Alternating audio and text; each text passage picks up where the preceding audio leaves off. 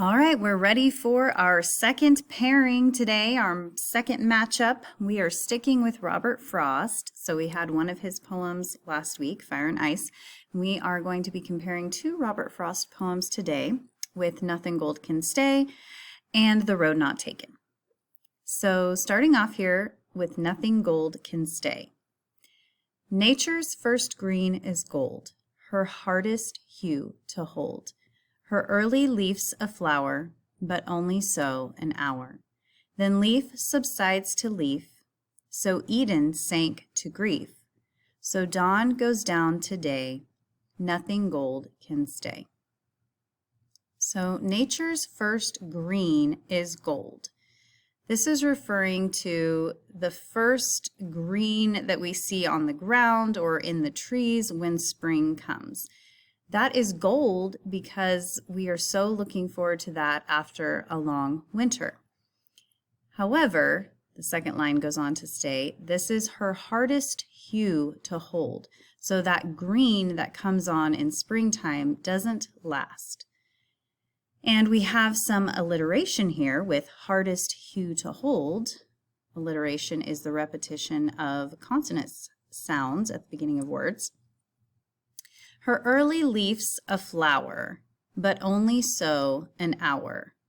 Then leaf subsides to leaf. So this excitement of spring and youth doesn't last, not only in nature, but even with human beings.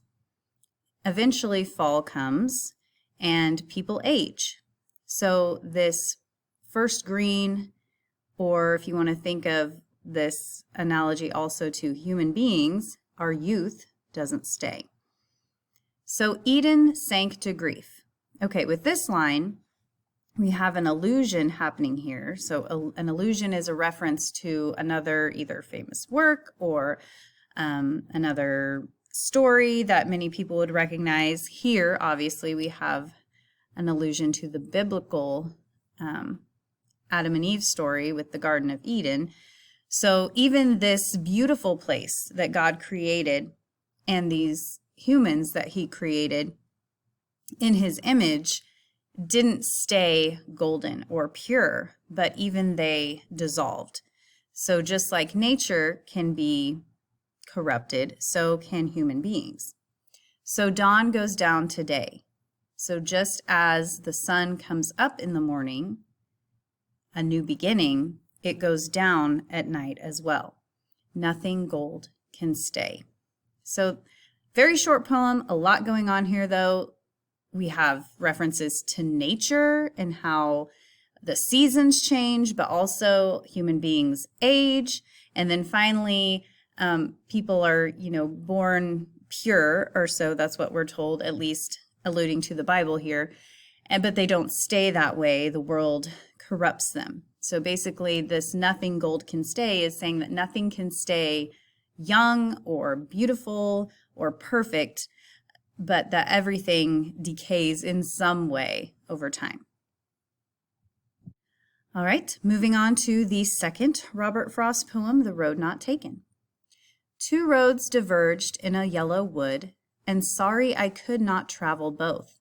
And be one traveler, long I stood, and looked down one as far as I could to where it bent in the undergrowth.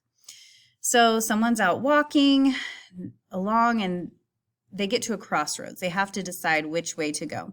And even though they look as far as they can, eventually both paths disappear out of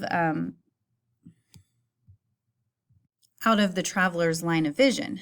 So they don't know what lies ahead, just like in life. We can look down a path or a decision that we think looks good, but we really don't know until we get down the road.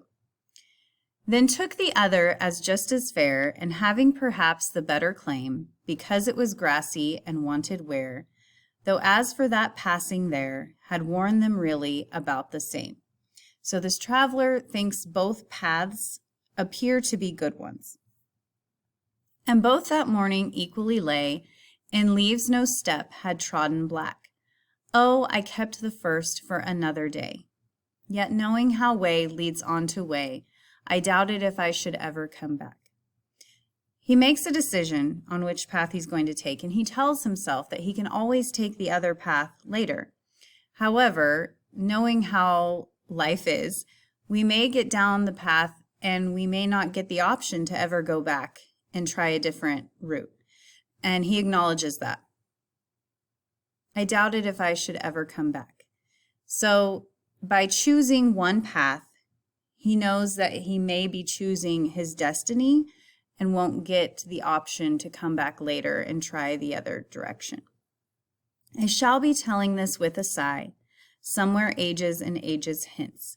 So the traveler recognizes that he probably will be talking about this decision he's made years and years down the road, and whether that's he made the right choice or the wrong choice, he knows that this is a critical decision. Two roads diverged in a wood, and I took the one less traveled by, and that has made all the difference.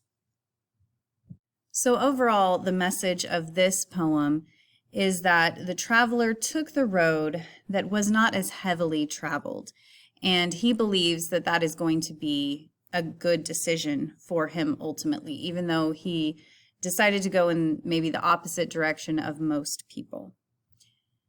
All right, so now you get to make the decision. Which poem do you think had the most to offer? Nothing Gold Can Stay or The Road Not Taken? Make sure you vote.